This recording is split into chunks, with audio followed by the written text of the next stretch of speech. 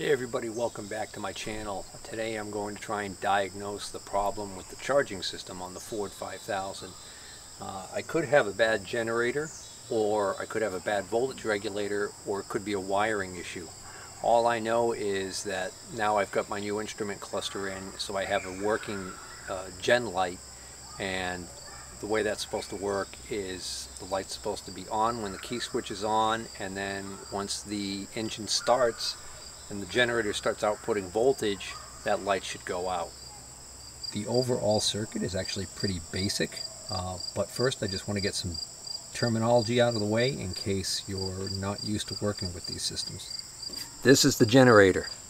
This is responsible for turning the rotation into DC voltage.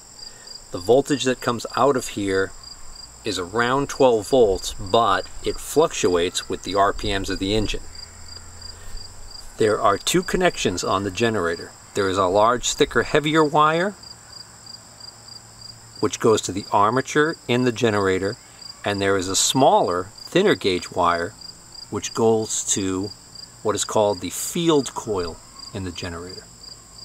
The armature connection is sometimes designated with just a simple A, or sometimes ARM. The field coil connection is almost always designated just F. Obviously this is the battery, and this box back here is the voltage regulator. The voltage regulator's job is to maintain a constant 12 volts throughout the system.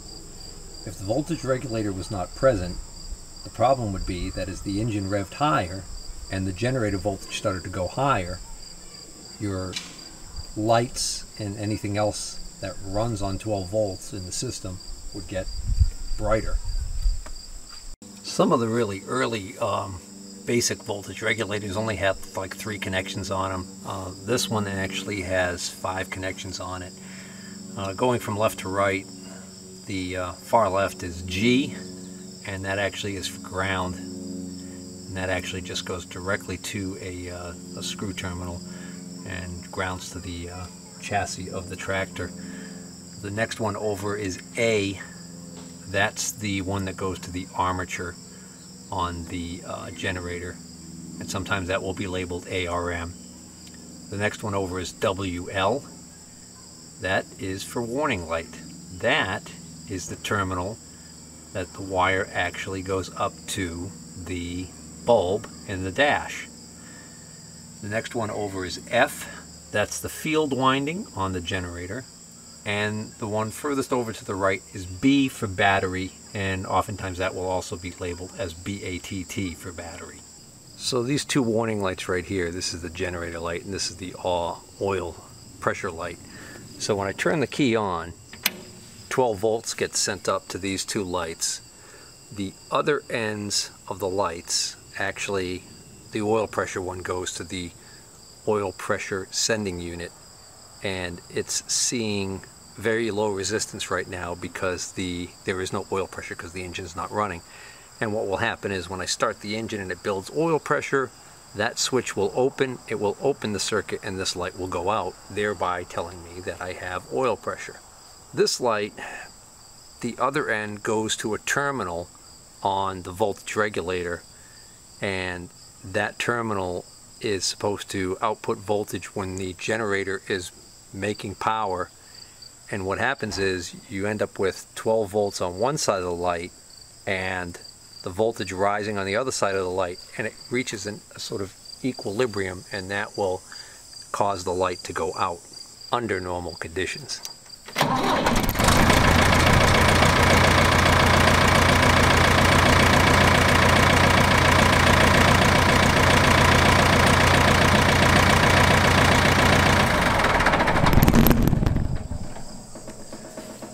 So you notice this light did not go out, and even if I rev it up, it doesn't go out. Sometimes if you rev the engine a little bit, it'll dim and then go out, but in this case it doesn't go out no matter what. So I'm not getting, it doesn't appear like I'm getting any voltage either out of the generator, or there's a problem with the wiring or the voltage regulator, and that's what I got to try and determine now. So I can make some general assumptions about what's going on with my system right now based on the fact that, well, I know that I don't need to worry about, do I have a dead battery, because I just started the engine. So I've got a good strong battery. So I know I've got 12 volts coming out of my battery and going to my starting system. I know my key switch is working because when I turn the key on, my warning lights do come on, and I can crank the engine. Provided there isn't some kind of a strange wiring issue, that would mean that I should be having 12 volts on that B terminal of the voltage regulator. So I'm going to kind of jump ahead and make my first test by taking a measurement right at the generator itself.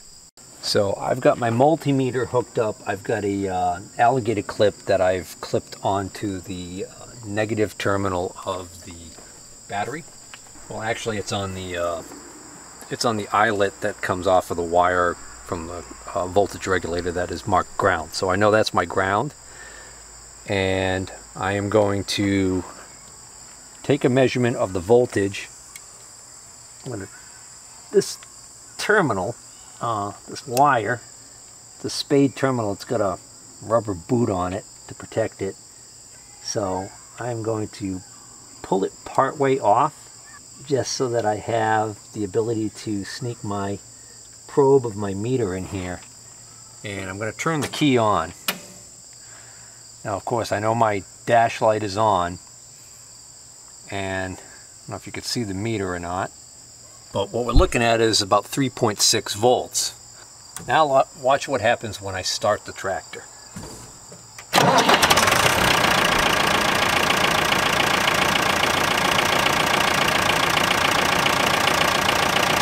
No change. So when the tractor started, the generator did not start putting out any voltage. So I'm beginning to lean towards more than likely a bad generator. However, there is something else I can try before I bail on this thing and end up pulling the generator out for some bench work. And that is, I can do what's called polarize the generator, or flash the generator. That's a procedure that has to be done whenever the generator is taken out of the circuit and worked on or replaced, or if you install a new generator, that this procedure is typically warranted. And it has to do with setting up the correct orientation of the magnetic field that has to be established inside the generator. What can happen is, if you do not polarize the generator could have a field that is opposite or contradictory to what you want it to be, and in essence it can actually act to cancel out the voltage. So I don't know if I just explained that correctly. Who cares? All we need to know is that I'm going to now flash the generator and see whether or not that does anything for us. To flash the generator, we do not need the tractor running. All we need is, we need to know that we have 12 volts available somewhere. So I'm going to get a longer jumper wire. The other end of this jumper wire is hooked directly to the 12 volts on my battery terminal. I've disconnected the field wire from the generator, and I'm just going to touch this briefly to here, kind of, you know, gently rake it across here, and I should see a spark.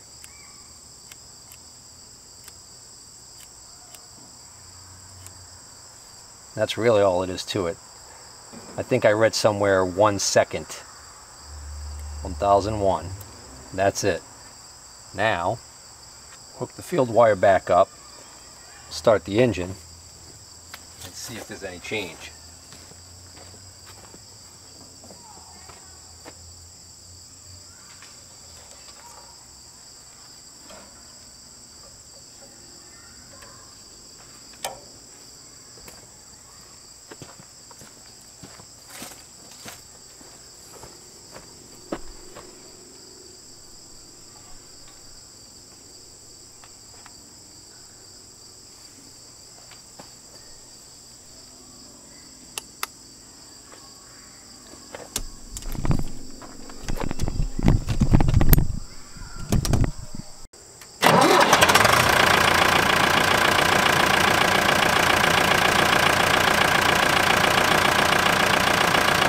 Okay, Still no output. Alright, it's a pretty nice day, so I figured I'd work out here right outside on this thing. Let's see if we can't figure out if this is in fact a defective generator, which I believe I have diagnosed to be the case. This is a Lucas generator. It says it's made in England, so I have no reason not to believe that this is not the original generator from the tractor, which means that it would be roughly about 48 years old. So, alright, so the first thing I'm going to do is I'm going to remove the tach drive, which many generators do not have, but these particular Ford generators have the tach drive on the back, which means that if you want to convert this to a 12-volt alternator for superior reliability and more available amperage, which is not necessarily a bad idea, you are going to either lose the ability to drive your tachometer, or you have to purchase a specially made alternator that has a tach drive built into it, which, you guessed it, is a lot more money.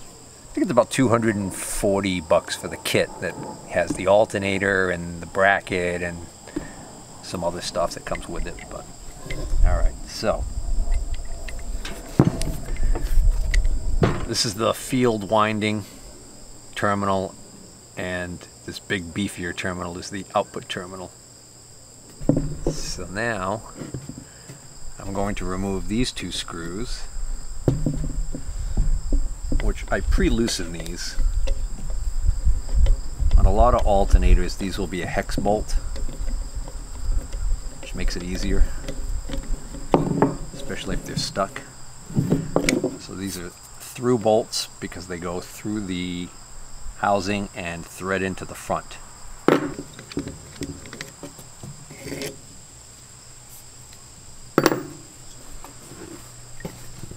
Alright, now once I have those two bolts removed, I can give a little bit of persuasion with a non-metallic hammer.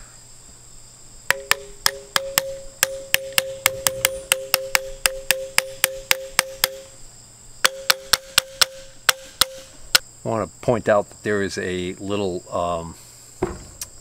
cutout right here. See that right there? There's a corresponding little protuberance. Say that 5 times fast, Steve.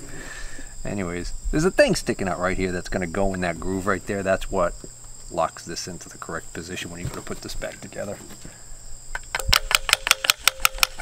Alright, now once I get that undone to that point, as I pull this off, the brushes, which are spring loaded, pop forward. So I'm seeing still quite a bit of meat left on these brushes. The springs for the brushes are not broken. This has some this definitely has some stuff going for it here. Interesting. Oh, what's this? Is this wire broken? Oh, this wire from the brush is barely hanging on. He thinks I need to get my multimeter. Alright, hopefully this will give you a better bird's eye view of what I'm doing here. So I've got my lead shorted together and I've got it on resistance. So I'm showing virtually no resistance. So the current flow on the generator, actually the current flows in through this terminal, through this wire to this brush, goes through the brush to one of the pads on the commutator, which is constantly, of course, changing as the generator is rotating, right?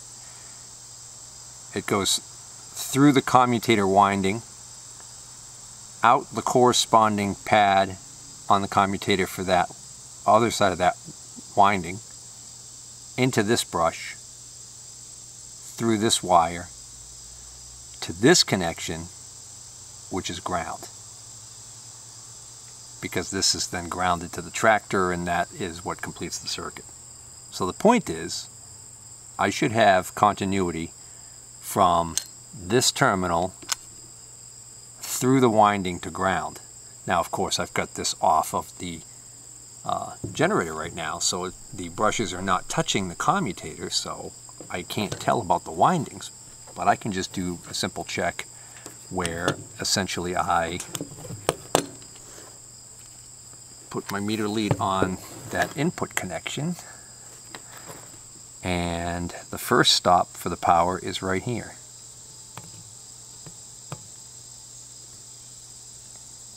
You see, I'm not getting a good connection there. And then, of course, the next stop would be the wire.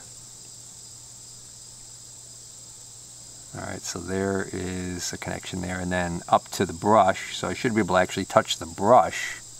There we go. Okay, so that's actually good. So as horrible as this connection may look, it's actually okay. That's not to say that I can't clean it up while I've got it apart. The other thing that's bothering me is the insulation right here. You can actually see that the insulation is kind of moved back. That seems like that's in... All right, so this has to be insulated from ground. So now what I want to see is I want to see if I ground my one end of my meter to the case, this brush should be grounded. Alright, so 3 ohms, let's see, let's get on a cleaner spot. A little bit of resistance built up there.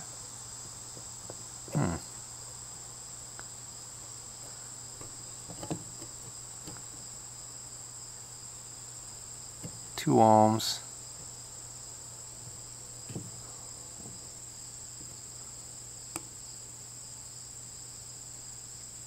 Kind of high resistance there to ground. Not bad, but it still could be better. If I'm just getting the paint from the... There we go. I was probably just on some paint on the case there. Now I'm getting a good connection to ground.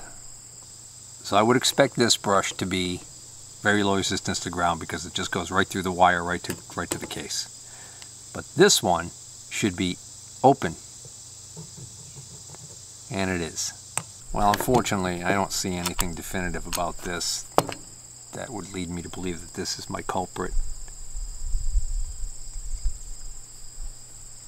Let's take a look at that commutator. Well, that's interesting. We got a bee's nest in there. Cobweb. More bee's nest. So this terminal right here is the field coil terminal. So I should have resistance between here and ground, which I know I'm going to, because I remember that when I was trying to flash the field winding, when I was trying to flash the generator or polarize it, I did see sparks when I was touching the 12 volts to here, so I knew that there was some kind of a connection there. I'm getting a pretty high resistance reading, but I might not be getting a very good ground here. A lot of rust on this case. Getting a very high resistance reading there. Well, let's knock the generator out from the front. So essentially what I'm going to do is I'm going to make this come off the front.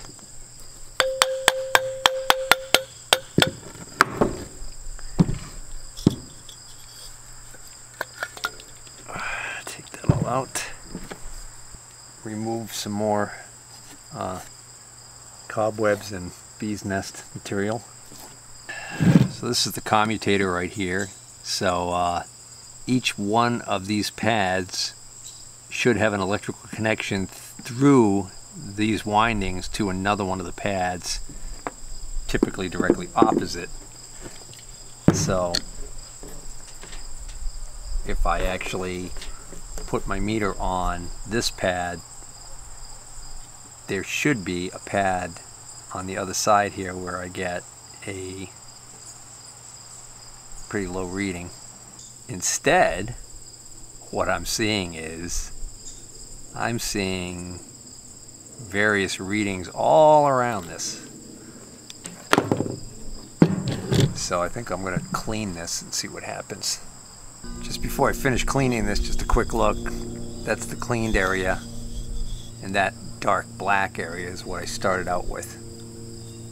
So earlier I talked about how the current flows through the generator windings, and I talked about how it goes through one brush, through the commutator, through a winding, out of that windings, the other end of that winding, back to the brush to ground.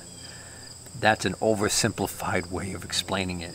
In fact, there are several windings in contact or in the circuit at any given time, at any given moment of rotation. So that's why when you want to check the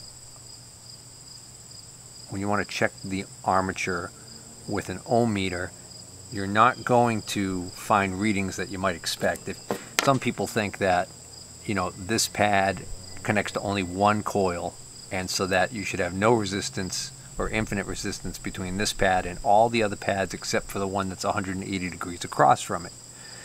But it doesn't work that way. So you have to take that into account. But you can still do a quick resistance check with an ohm meter. There are 3 tests that I'm going to do. The first test is I'm going to test to make sure that none of the windings have any sort of a short circuit to the steel stack here.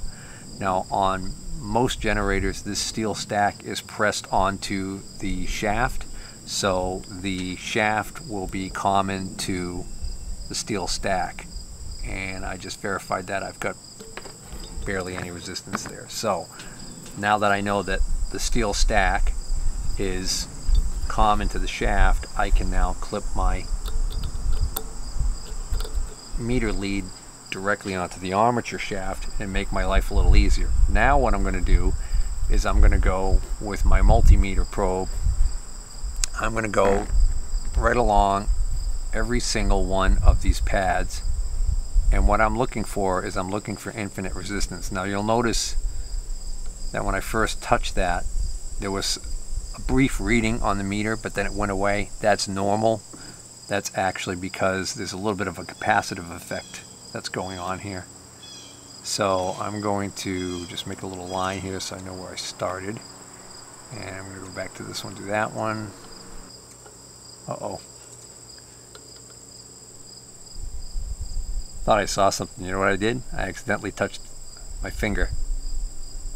And that was the resistance of my body that got picked up there.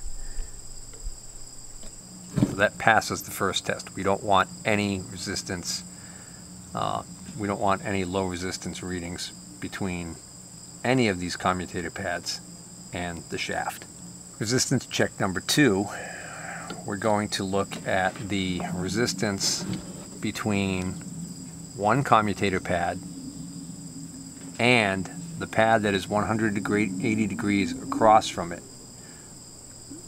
So if we have 32, for sake of argument, on this thing, then I'm going to have 16 pairs I have to test. The value of the resistance reading isn't what's really important here. It shouldn't be open. We should get some sort of a resistance reading. It's going to be different from manufacturer to manufacturer depending on the specifications and the way that the armature is constructed.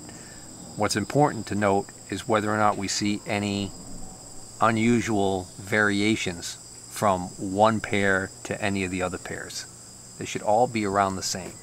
So the easiest way to do this is to look straight down from above so you can get the 180 degree directly across opposing reading.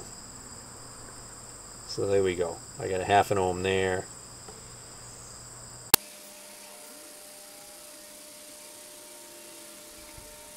I'm going to just switch hands because the way I'm going around is just easier for me.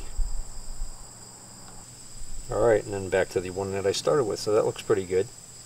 The next test is I'm going to do a resistance check between one pad and the pad directly adjacent to it. And then I'm going to go to the next one over, and again, all the way around. So just to sum it up, I did 3 resistance checks.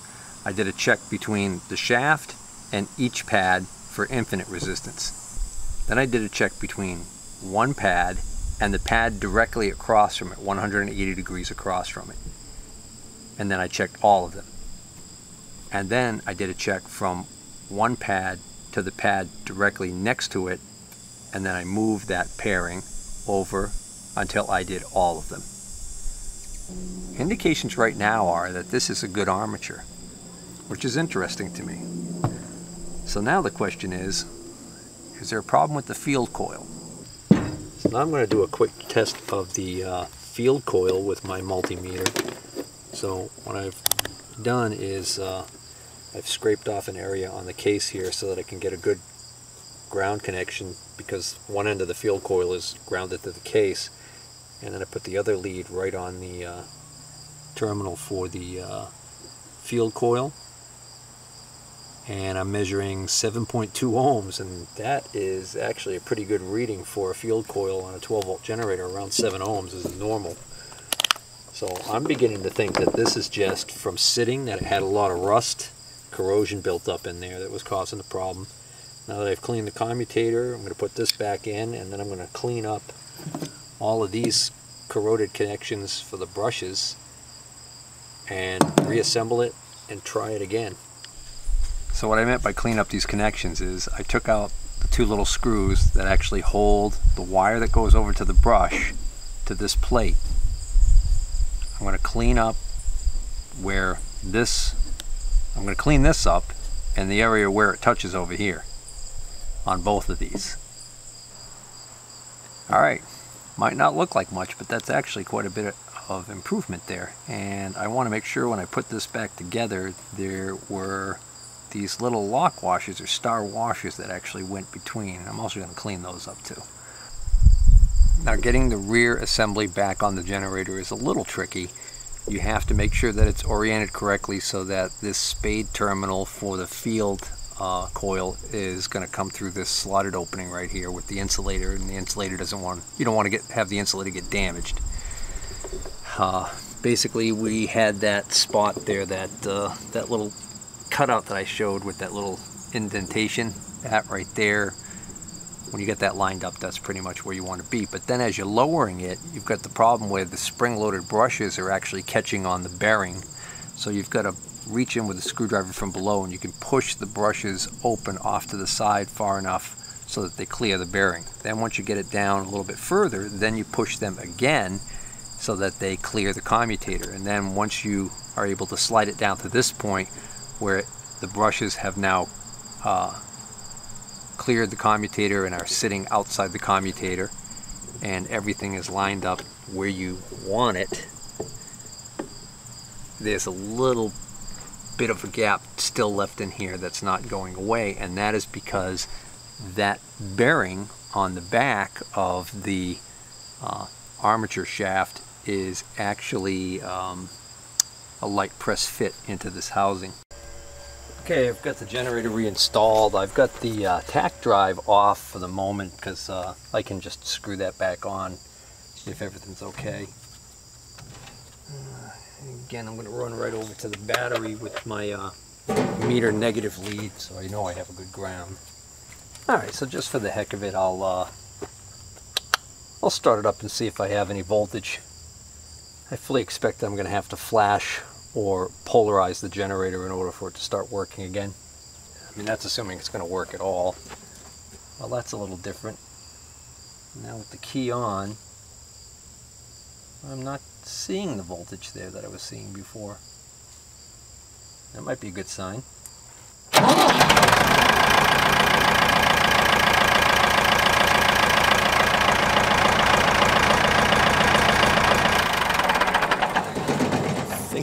A tad loose.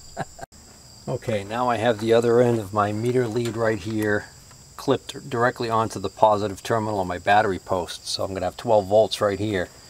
I'm going to disconnect the field wire, and I am going to just polarize this.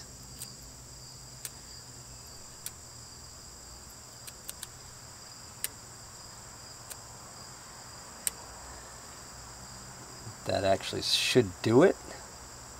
Maybe.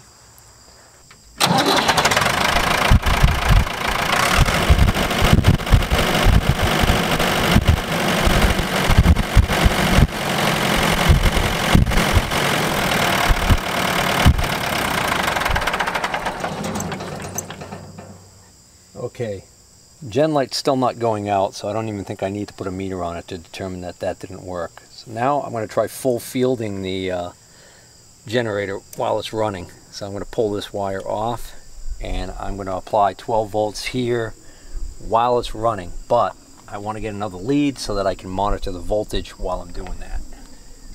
Okay, I've got this big yellow wire right here going over to the positive terminal of the battery. So I have 12 volts on here. I have my meter lead clipped onto the armature connection and grounded to the battery negative terminal. I know that I've got a good connection there because when I turn the key on, I get about 0.165 volts, which doesn't sound like much, but it proves that there's a connection and something's happening when I turn that key on. Which, interestingly enough, if I recall correctly, before I took the generator apart, that was much higher. So what I'm going to do now is I'm going to do what's called full fielding the generator. I'm going to start the engine, and I'm going to apply 12 volts directly to the field coil and see if the generator starts to output voltage. 1.3.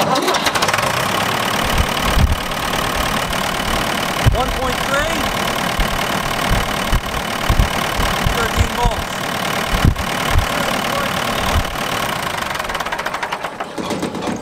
Okay, so the generator is now working when it receives the proper voltage on the field coil.